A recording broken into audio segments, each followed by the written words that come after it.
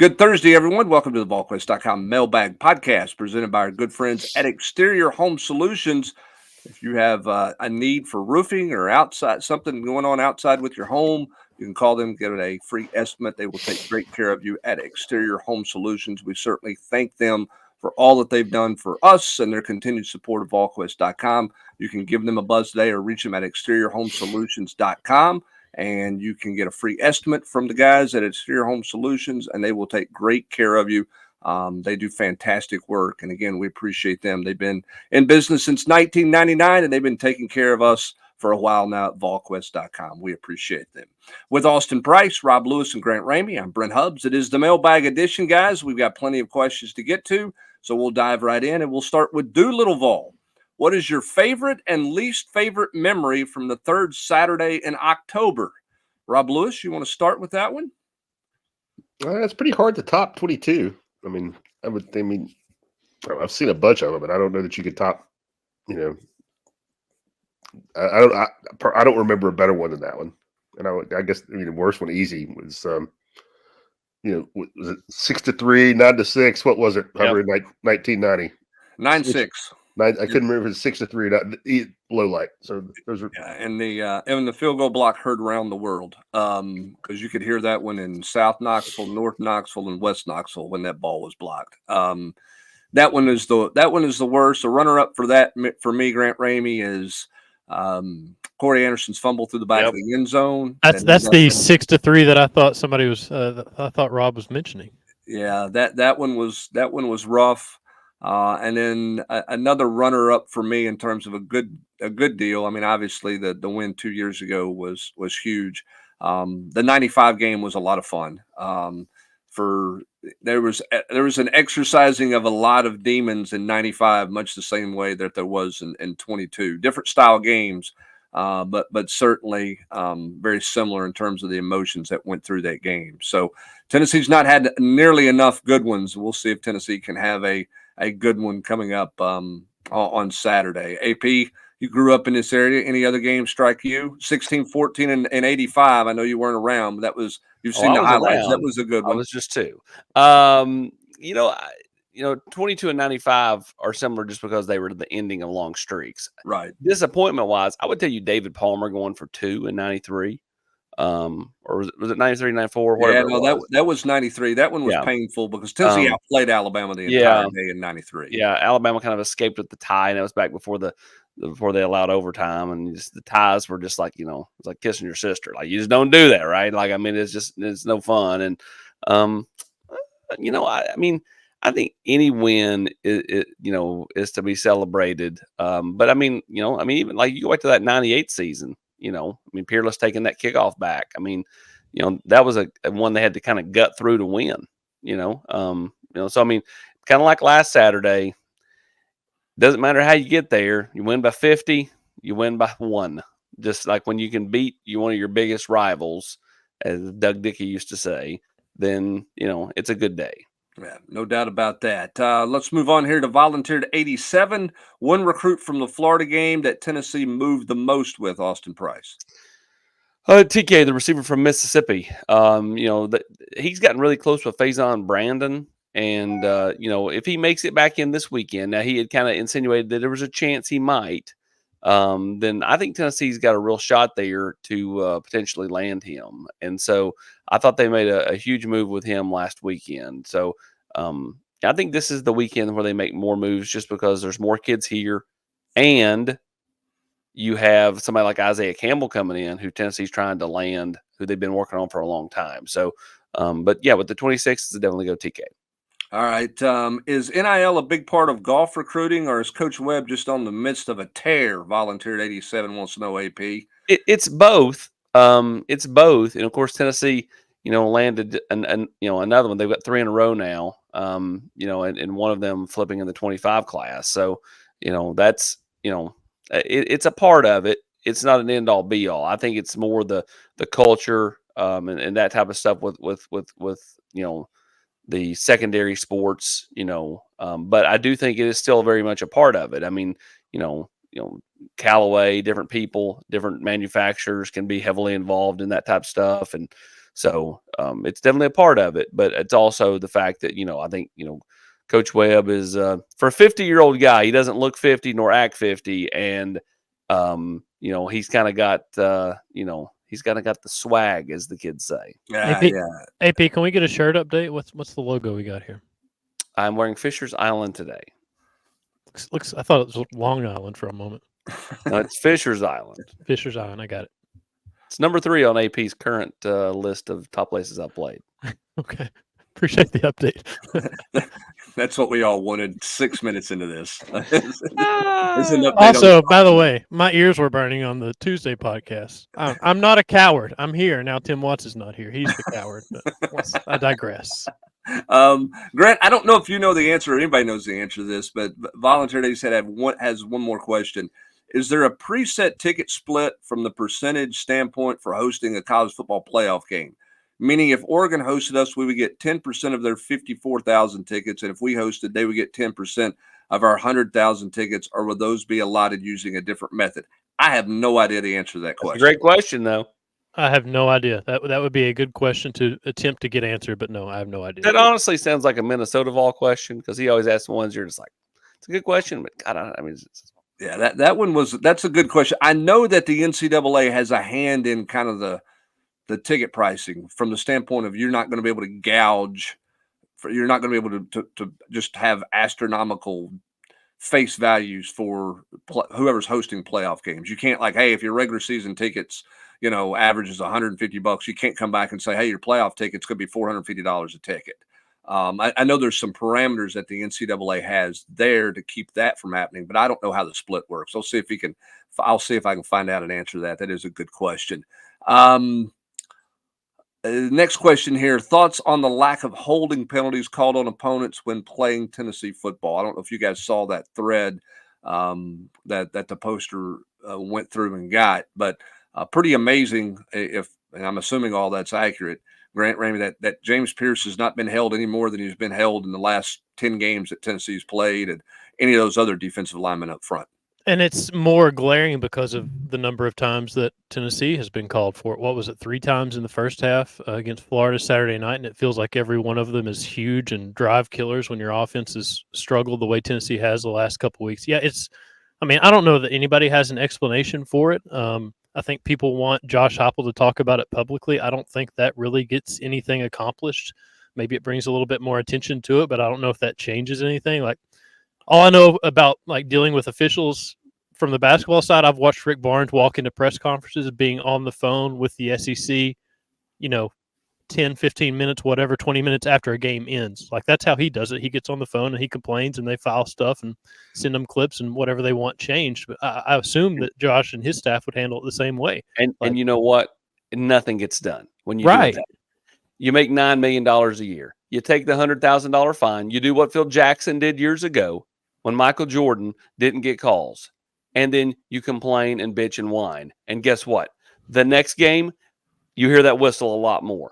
I guarantee you, if you drew attention to it, that I think that there would be more an opportunity for flags to be thrown. Now, again, it's going to cost you money, and nobody wants to do that. But that's what I would do, making $9 million a year, is draw attention to it, take my $150,000, $250,000, whatever fine it is, call it a day, and draw more of an attention to it. Because when the spotlight is put on, it's a lot harder to overlook. So you want him out there with a TV screen and a pointer at a press conference, breaking down clips? Brother, I'm just saying, again, we're assuming that everything the poster said was accurate. I mean, I've not went back and looked at it, right? I mean, I'm just saying, but I'm just telling you, in professional sports, and let's face it, they get paid like professional sports coaches do. The professional sports coaches would draw an attention to this. They would take their fine. They would gladly pay their fine. And then it would at least get cleaned up for a game or two. I mean, technically, Josh could mention it without being critical of the officials and just say, we haven't had an opposing team called for a hold in X number of weeks. That's not a criticism. That's just stating the fact. That's the fact. That's 100% right. Grant's right. Nobody wants to go that route, though, because nobody wants to pay the fine or any of that stuff. No. I mean, it's just like the whole, send in plays, Rob Lewis, on Monday after games or after a basketball game. That you get the word back from the officials. Yeah, we probably missed that one. Okay. And I mean, It's not like they reverse the call, right? Makes you feel worse somehow. Yeah, I mean, look, they're going to miss them. I mean, I understand that it's human. Nobody's perfect, but it's like it's almost at the point like I don't know if I even want to hear. Yeah, we messed that one up. Like, sorry about it, my bad. You know what I mean? Because there's so much on the line in these. You games. don't have to hear it; that you already know it. Yeah, you do absolutely know it. SPittVol, this is South Pittsburgh Vol. 6 games in, how surprised are you that Tennessee is so bad on offense? It feels like a good offensive play.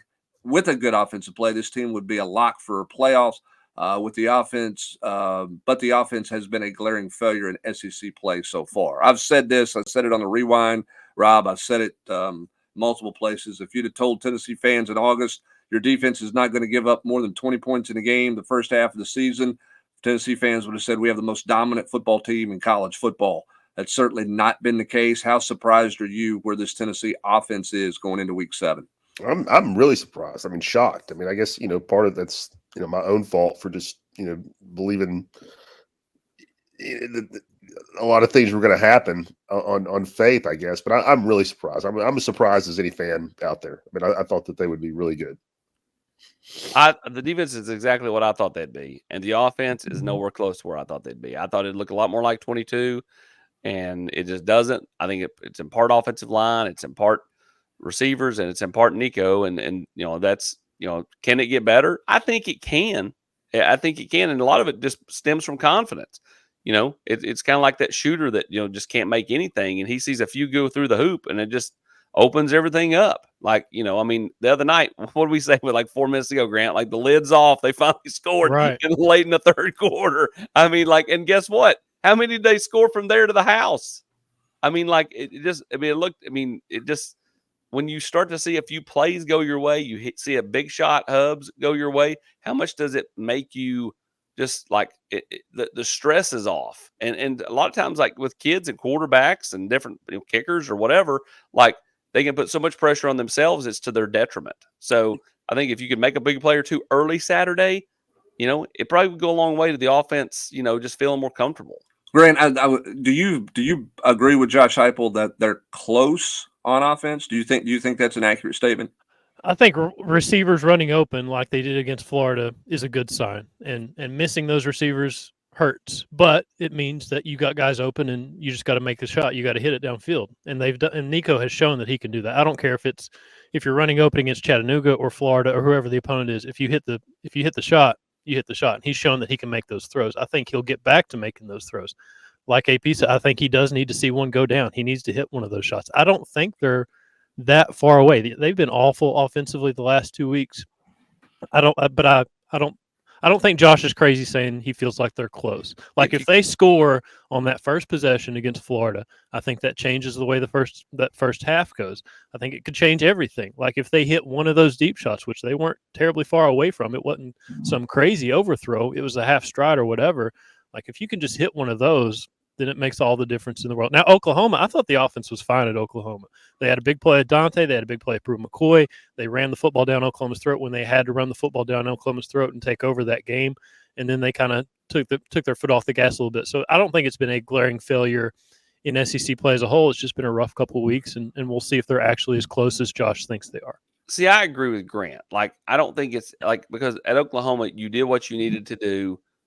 They did hit some big splash plays. They hit 2 with Brew and then the one to Donde. And, I agree with Grant. Like, it's not as glaring as everyone makes it out to be, but at the same time, it's because it's not 22 where Jalen Hyatt was just running routes on air and there was nobody out there. And then Brew was bodying up people and getting big time catches and all that stuff. I think that's why people are like, I mean, like, yeah, I mean, but the reality is it's glaring until you make a play. Right. Correct. So do you take a shot early, Hubs? Because if you do and you hit it, then boom, right? But if you don't, if it's there, I think you got to take a shot. I mean, you got to be who you're going to be, right? You got to hope that you make a play. So I mean, if they give you an opportunity early, I think you got to take the shot. I love the rollout stuff, freeing him up, allowing him to set his feet and throw it long. I mean, I thought the over route to Chaz Nimrod, that was just a near miss, I guess, in the fourth quarter. I thought that was I like that. Like roll him out and let him throw it that way and see if they can get the matchup that they like there. So we'll see how they elect to play it. I mean, that was a good opening drive. They just shot themselves in the foot, which has become all too common for this offense for sure. Well, I heard a lot of people say last week, like, I mean, why were we not running the ball in the fourth quarter? Like, why are we taking all these deep shots and being aggressive? Like, why were we not just going to the Oklahoma game plan? And I mean, like I said up here last week, and I said, be who you are. So I mean, I'm not going to be like, that's who they want to be, is, you know, taking some shots and that type of thing. It's not like they threw it every play. I mean, correct.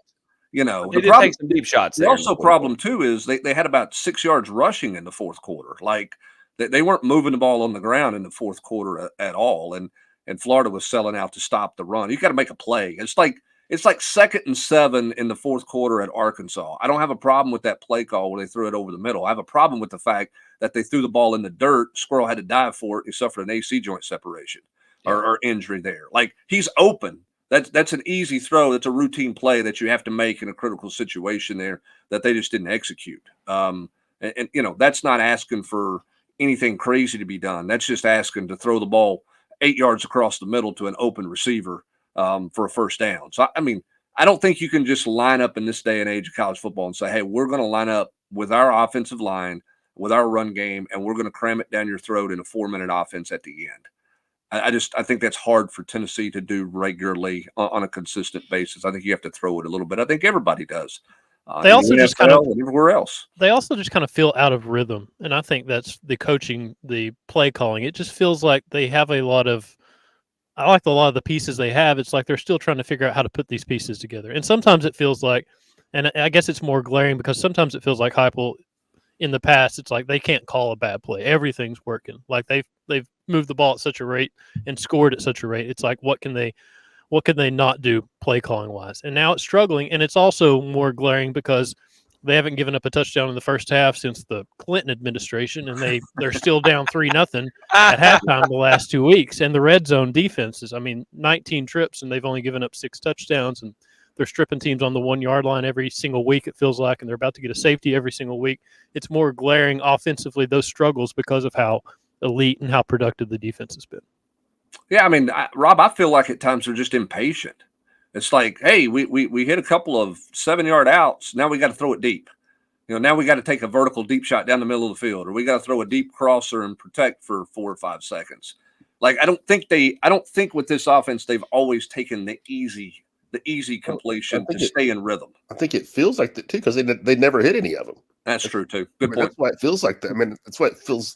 Hit a couple of them and you're feeling totally different. I mean, they've not hit a single one of them. I mean, they hit since Dante Thornton and Brew at Oklahoma.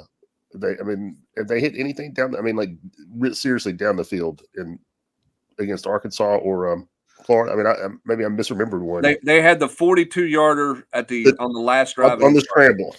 Yeah, on the scramble drill. Absolutely. I mean, as far as, you know, in the flow of the game, 7 minutes left in the second quarter, you know, 2nd and 8, drop back play action. They've not done since the Brew play at Oklahoma.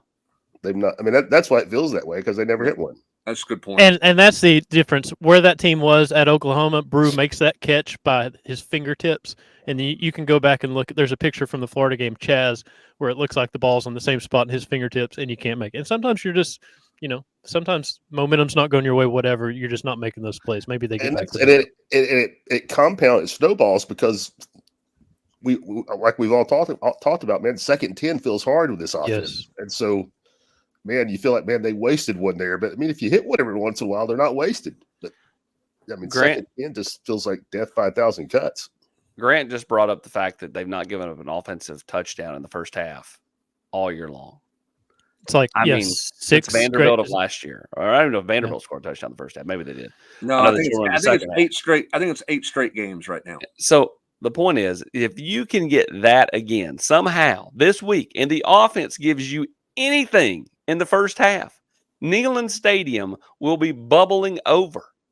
You know what I mean? Like, if Alabama didn't score a touchdown in the first half, which means they're only held to a field goal or 2, and your offense does anything, like, Neyland Stadium will be bubbling over into the river at halftime going into the second half. So Can the offense do anything this week? I mean, I'll say this: if you wouldn't watch the video that the VFL Films put out, and you hear Dylan Sampson talking to the offense, and he's talking about how great the defense is playing. We've got to give them something. Like, the offense knows, and the leadership of the offense knows. Like, the defense is carrying them. They're trying. They just, can they get it done? All right. Hotrodvol wants to know, who's your first half of the season MVP for offense and defense? I think we're all taking Dylan Sampson for offense, right? So we don't need to debate that one. Correct. Give me your first half of the season MVP on defense. Jermod McCoy. Jermod McCoy. I can see that one. I'll go Pilli just for some variety, but no arguments with Jermod McCoy. Yeah, I don't disagree with Jermod McCoy. I mean, he's been the best transfer addition on this roster for sure. He's been outstanding. Competition Orange. Elimination game is a buzzy term this year. Do you get the sense that this team views it as one? If so, is there any change in game week preparations as are part of the process? You better stay the same. And Austin, you've talked about it for weeks. The reality is it's a week-to-week season. It is. I mean, listen, do I think you're completely eliminated if you lose this game? You don't know that. Okay, just go play. I mean, both teams need a win. Line up and go play. I think you've got to shelf all of the whole, postseason playoff talk type stuff and just go play the football game, Grant. I don't think you need to overwhelm anybody with a bunch of playoff talk or start talking about how this is a must win and all that kind of stuff. Yeah, I don't think any wholesale changes. I think it would be good to feel some desperation a little bit because of, you lose at Arkansas and you push your chips to the middle of the table against Florida and against Alabama. If you lose at Alabama, you're pushing all your chips to the middle of the table at Georgia in November, and you know what kind of task that's going to be, and you have to take care of business in every other game too, leading up to that and after that. Don't completely change who you are, no wholesale changes, but I think it would be okay to have a little sense of like, it's time to start taking care of business and trying to figure out what kind of football team you are. Yeah. Sam Smith, 2233. Do you have Jermod McCoy following Ryan Williams around on the field on Saturday, or do you think Tennessee mixes it up? Austin, Tennessee is not one to flip their corners. They're not, and I would say that'll be the case this week as well. I would say it'll be Ricky Gibson sometimes. I think it'll be Jermod McCoy. I think Ricky Gibson's playing really good football too. Like, people just, everybody sees McCoy. For some reason, teams continue to throw at him, and he makes a bunch of plays, whether it be deflections or, of course, the pick at Oklahoma. But Ricky Gibson's playing really good football too. I don't. This is the best set of corners Tennessee's had since when, Brent? You're a better knowledge of this than I am, and I can start thinking back. But somebody asked that question the other night in the chat. I don't have a real good answer for you. Is it maybe the best they've ever had in modern football? At one point they lined up with Dale Carter and but at one point you also had Cam Sutton and Emmanuel Mosley, who are both 10-year vets in the NFL. That's recent. Those were your two corners recently. Now, nobody liked them at Tennessee because they didn't think they played well enough, but they were talented players for sure. I think people like Cam Sutton. The part of the difference here is you're so good up front that it helps it. The one thing I will give these two corners credit for is they are playing to the defensive line's strengths. And what I mean by that is they're squatting on routes. They're not playing a 10-yard cushion with a defensive front that can get after the quarterback. They're playing more aggressive coverage, which I will, that's been my biggest thing is you've had guys line up 5 yards off the ball on 3rd and 7, and then they back up 10 more yards. And it's like, okay, he caught it for 9 yards and got tackled. It's a first down. That's not the way they play. Jermod McCoy has played 2 slants this season, Rob Lewis, one against NC State, I think, or Kent State, and then he played one Saturday night. That Tennessee fans have been waiting on a corner at Tennessee to play the slant like that for a decade plus. And, that's the difference is just how aggressive those corners are playing, particularly McCoy. Yeah, and also says something about, fans have wondered about forever. Is it, Tennessee's philosophy, or is it how the corners play? I think you kind of got your answer a little bit with McCoy this fall. Yeah. I think the biggest thing is when what you've learned is when you have added talent in the secondary and on the defensive line, then it alters how Tim Banks wants to play defense. I'm not sure he wants to play the way he's been playing for the last couple of years where he gives up those 3rd and 9s. But, I think, based off of the personnel, maybe he felt like he had to make sure they didn't get beat over the top.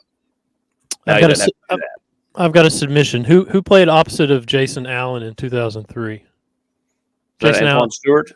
He was a corner, right? Jason Allen, if I'm not mistaken. Yeah, I mean, nobody that jumped off the page. Nobody that jumped. Anyway, that defensive backfield as a whole, just going down the list: Jason Allen, Rashad Baker, Jabari Greer, Mark Jones, Antoine Stewart, Jabril Wilson. Let's say Jabari was. Yeah, Jabari played corner, and he played corner in the NFL. That's pretty good. I mean, Jason Allen and Jabari were 2 pretty good corners there as well. So that's a good pull there, Grant Ramey. Well done. I forgot about that group. My formative days. NzaNick here wants to know which streak is more likely to continue this week. Vols defense not allowing a first half touchdown, or the offense being shut out for a 3rd straight game. Who you got on the streak? Who's on the line here? I'm going to go the most likely to continue is the defense.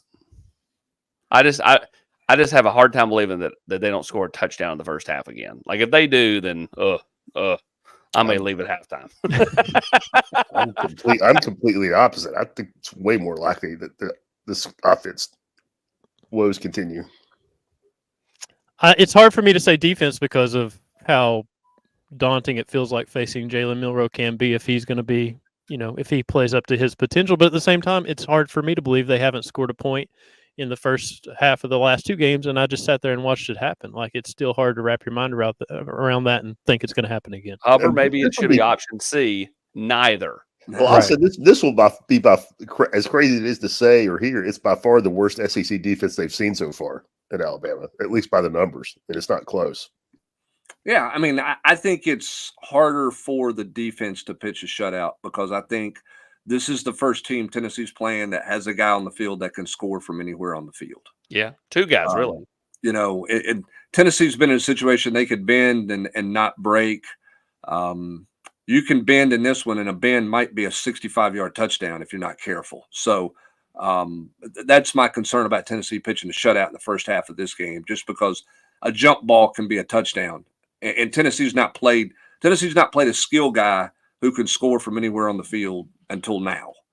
I mean, maybe you could say Taylon Green, but I mean, for all the talk about Concepcion at NC State, and they have not played a receiver that can do anything like what Ryan Williams has done to this point in the season.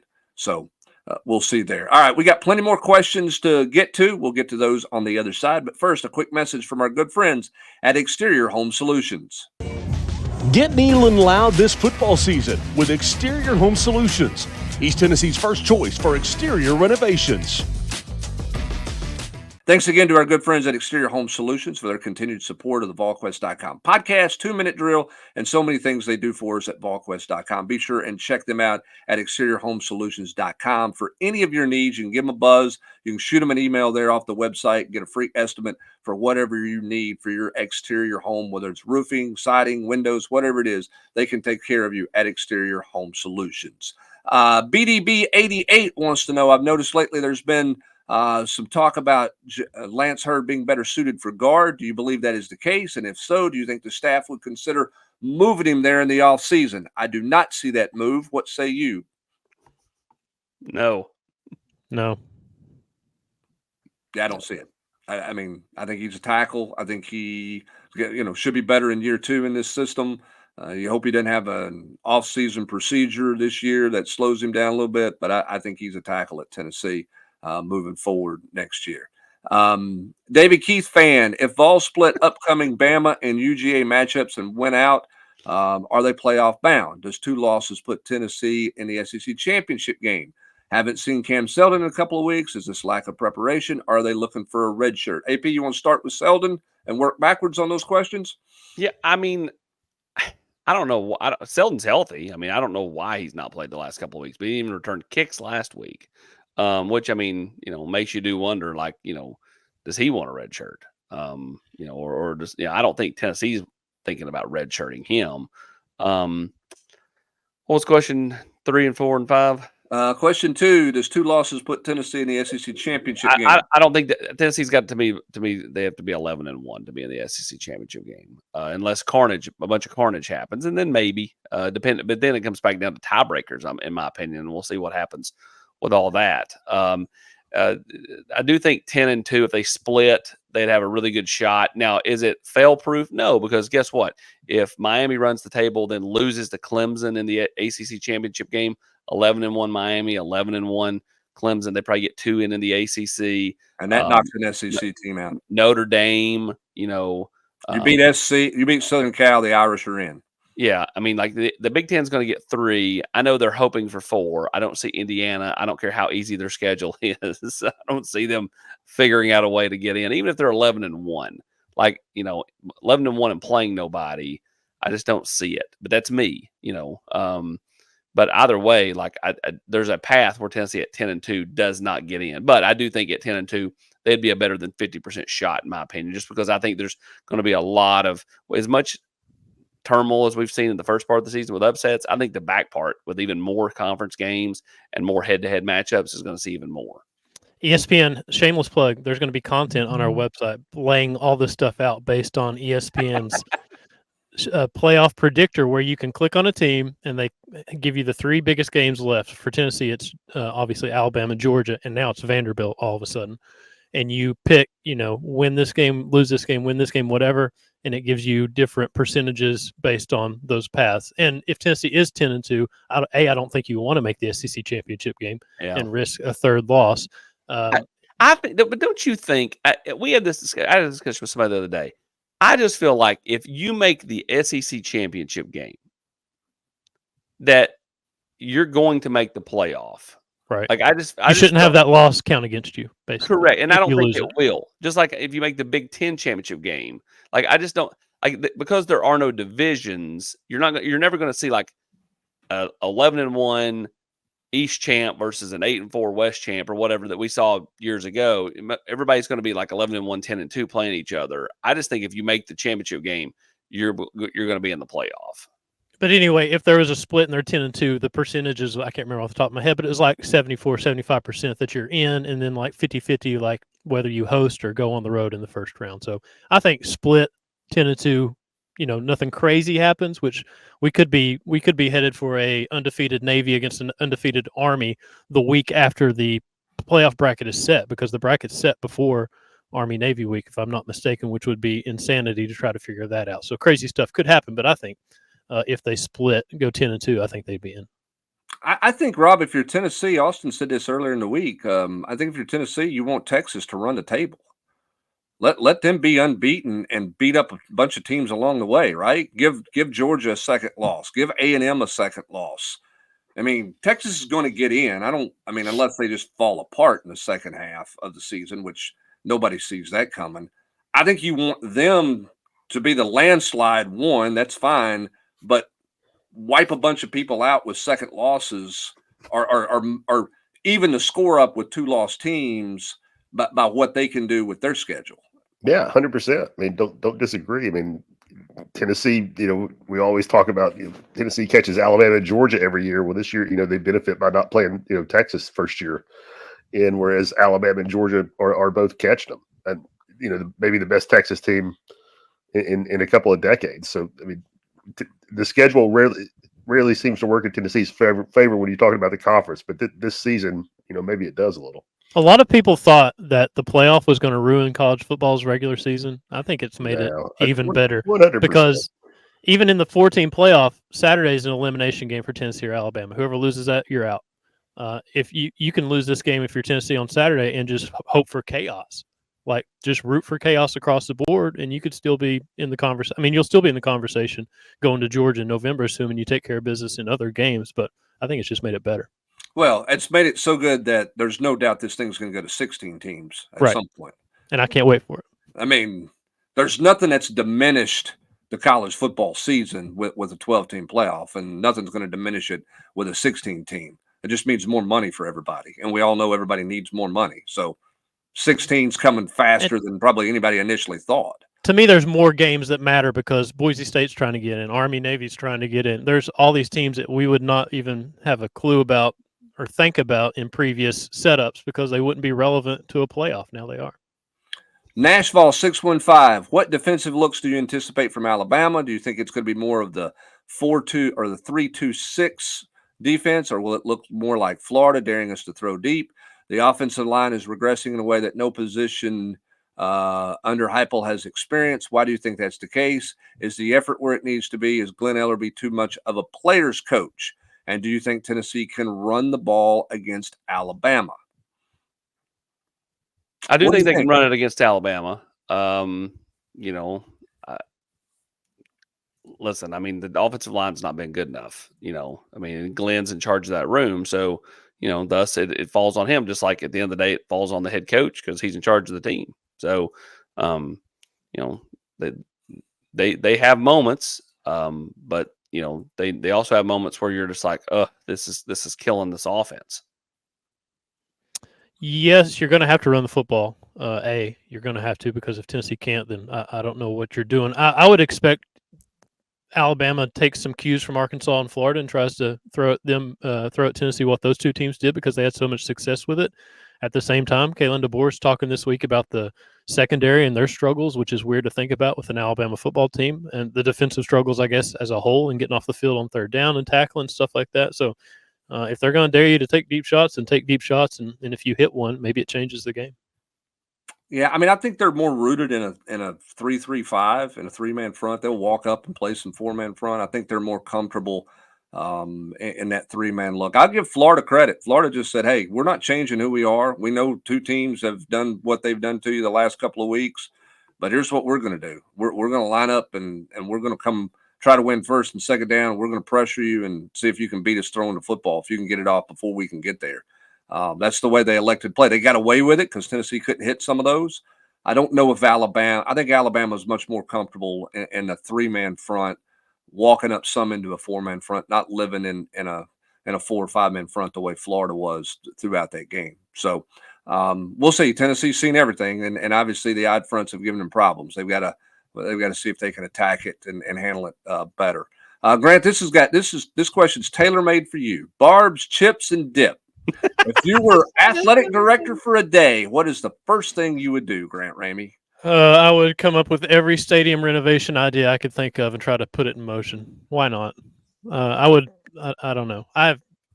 Shout out to the username, first of all. Shout out to the old Barbs Chip Dip player of the week or whatever that was. But I don't know. One day, I don't know what you could accomplish in one day that would really make it worthwhile, worth doing or whatever. Rob Lewis, I think I'd go make a bank deposit based on the salary that Danny White's making right now. The first thing I'd probably do on day one is go make a bank deposit, or just go get $20 out of my checking account and look at get a receipt and see what my ready balance was. I don't. By the way, Rob's got this sun coming in. I don't know if that's ET's finger or he's pulling a Dr. Evil. $1 million with the sun. Let's roll here to this is a good screen name. This comes from everybody's favorite show, Seinfeld. No, everybody's second favorite show, Seinfeld. Assman75 wants to know: do you guys have any stats regarding Jackson Ross punting left-footed versus right-footed? I've got no idea. But do you think you could see a fake this week? Do we think there's a fake coming in Tennessee's punt game? I'm going to say no on that one unless it's totally desperation time. I just wanted to get the screen name in there. So I also would. I don't have any stats at all, but I try to make a note, try to make a point to look every time. I don't know that I've seen the guy kick left-footed this year. I'm not saying he hasn't, and I'm not saying that I've watched him every single time. I thought he kicked left-footed the other night. Yeah, I think he's kicked a couple. What he's got to do, whether it's right or left foot, is he can't kick a line drive, about 12 feet in the air to a guy standing at midfield to return the punt.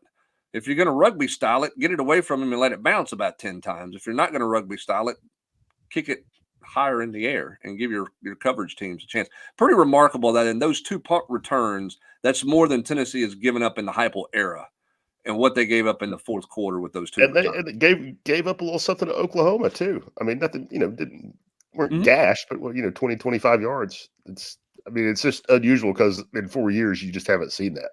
It's incredibly poetic that the defense has been as good as it's been, and the offense finally gets some points on the board in the second half, and then the punt team fails you after being pretty solid. I mean, that's people talk about battered Vol syndrome. I don't blame them for having them when stuff happens. I also don't think punt return teams have been turning and running enough for Jackson Ross just to take off with it. Have they? It feels like they've been hanging out there. Yeah, I think there's probably a little bit of that too. So he's got to kick it better. He can't do what he did in the last 2 punt returns for sure. He's not going to run it, Grant. He's got the best arm on the team. Have you not heard? That's true. Throw it. Zjsvols, Boo Carter. Do you think he locks down the nickel spot, or does he eventually move to safety as his career continues? Nickel. Yeah, I think he's a nickel all the way. The way he played the other night, he should be the nickel all the way right now. No offense to Christian Harrison, but Boo Carter was really, really good against. I think nickel's the more valuable spot, right? It's a more valuable position now. It's harder to find that guy that's the little bit of the mix of the corner and the safety versus just throwing back there. I think the poster is, I don't mean to speak for it, but is maybe under the illusion like a nickel's not a part-time job anymore. And that's a defined skill set and a well-paid skill set in the NFL. Yeah, it was a little bit bizarre. Tennessee didn't play nickel every snap last week because they went with that heavier linebacker rotation with 3 linebackers on the field, some because of the 2 tight end sets. But you're exactly right. I mean, everybody's basing out of a 5 defensive system, and the nickel guy is the most coveted guy in everybody's secondary. Rocky Top 55-27. When the SEC appeared headed for the 9-game conference schedule, the league developed a sound criteria for selecting each team's 3 permanent opponents. The initial leak seemed very fair and well done. When the schools rejected 9 games, the SEC threw together the 24 and 25 schedules and got lazy in 25 by just flipping it from the 24 schedules. Why was this so poorly done and clearly unbalanced for 24 and 25? Was it unbalanced? Well, yeah, I mean, look at Missouri's schedule this year, and then guess what? They get the same schedule next year. So, if you in theory had an easy schedule one year, unless there's a huge jump for a program, you probably are in tune for another easy schedule. Look at Georgia. Georgia, we'll play Texas at home next year, and they'll play Alabama at home, but they'll go to Tennessee, and they'll get Ole Miss at home too. So, technically, I guess they have tough games, but they at least get 3 of the 4 at home next year.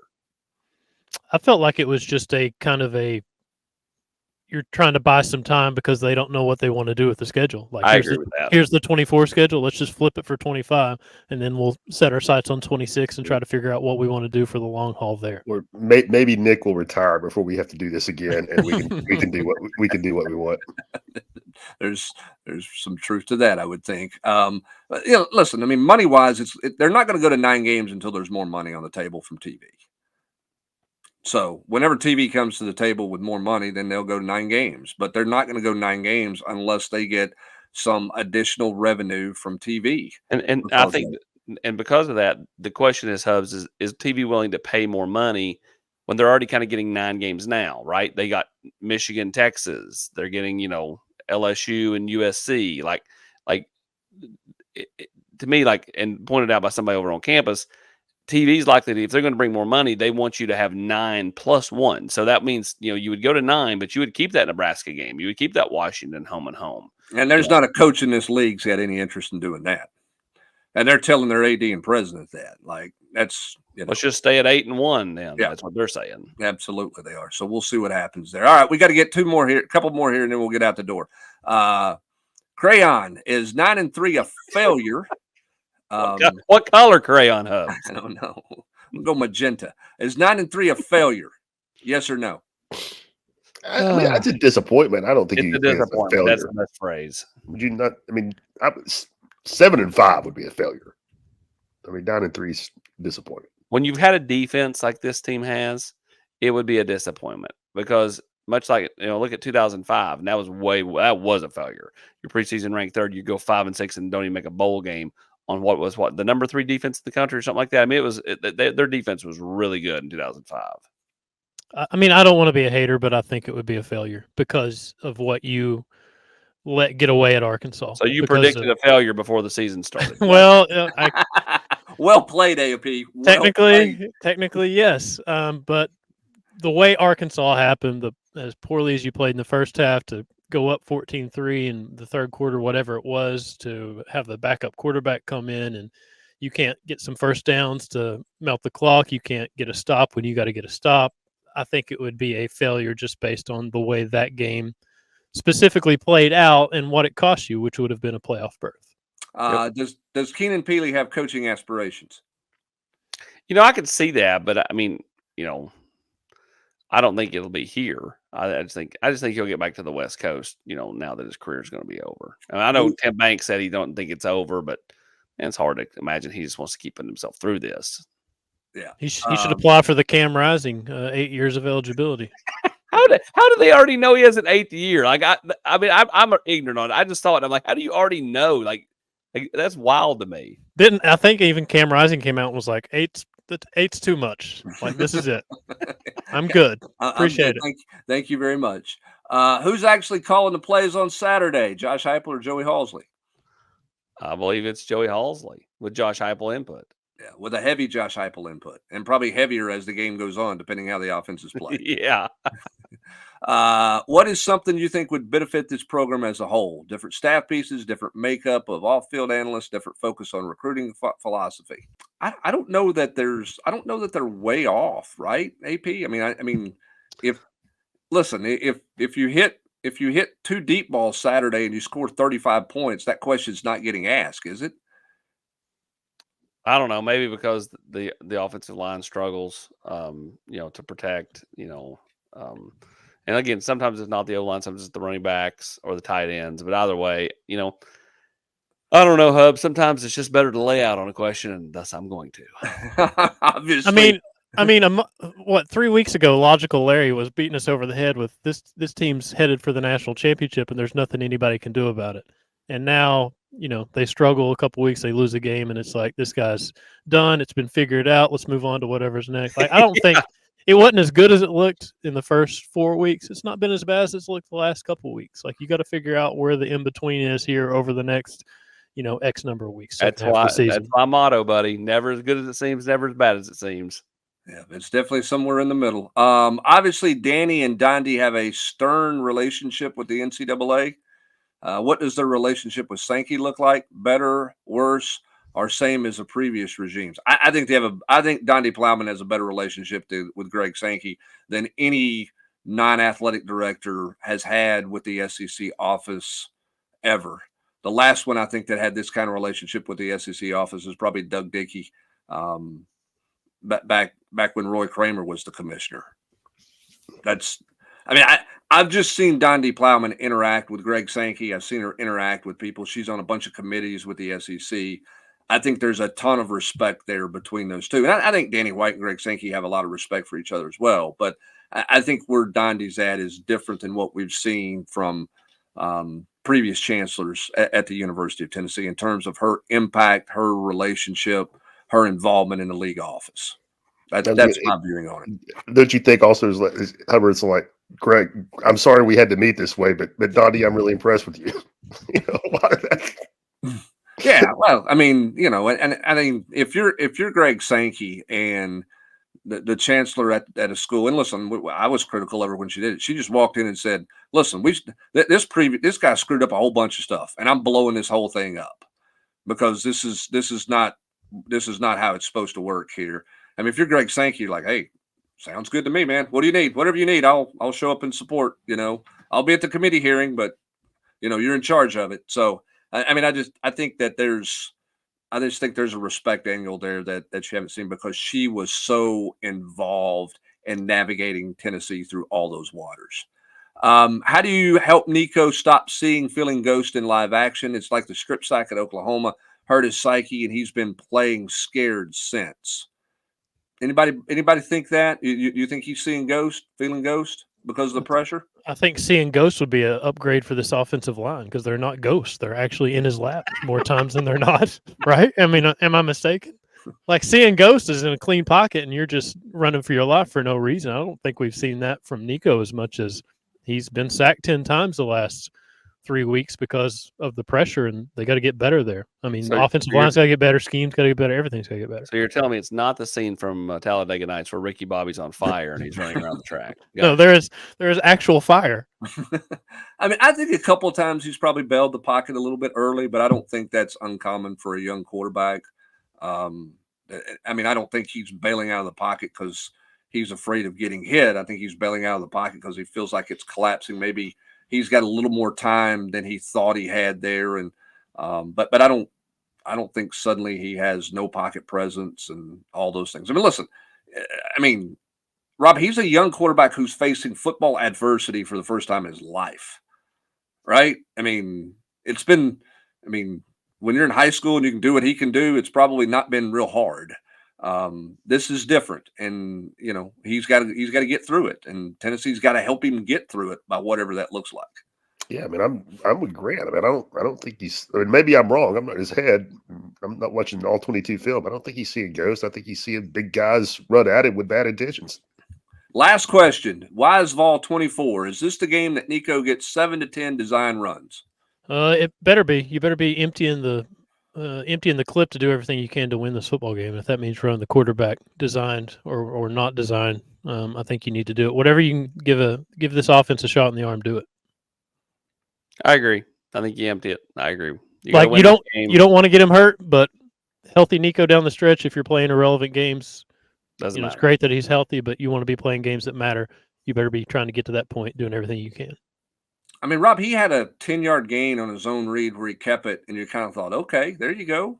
And then they didn't come back to it. I mean, it's kind of, I don't know if it's him. I don't know if it's calls. I don't know kind of what the deal is with that. But with the way he acts about contact, I don't think it's him. I mean, he's not nearly contact adverse like Joe Milton was. I mean, I've seen Nico on a couple occasions put his shoulder down where I would have said, "Ooh, don't do that." Or he does not seem shy to me about trying to get that extra yard if given the situation.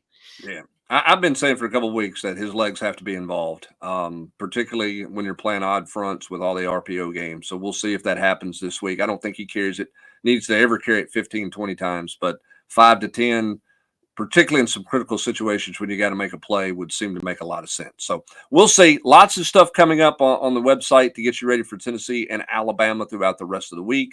Obviously, we got a great promo going on right now as well, so be sure and check that out.